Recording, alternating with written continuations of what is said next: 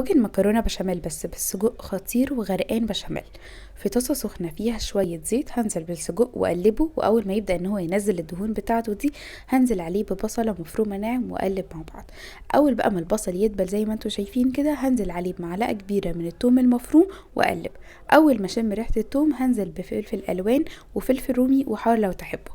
قلبتهم بقى مع بعض وتبلت بملح وفلفل اسود وبهارات وبابريكا.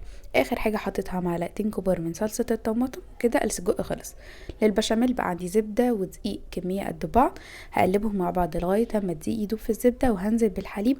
ما وقفش تقليب خالص علشان البشاميل ما يكلكعش مني.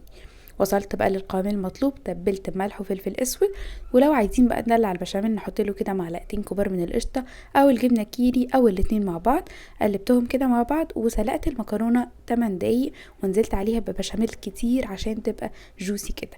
في طاجن بقى مسحه زيت هنزل بمكرونه، وبعدين السجق، مكرونه تاني، وبشاميل كتير على الوش علشان تبقى جوسي. دخلتها فرن متسخن على درجة حرارة 180. اول ما بدأت ان هي تبقبق كده فتحت لها الشواية وبس كده. طلعتها وكانت خطيرة. جربوها، متأكدة ان هي تعجبكم.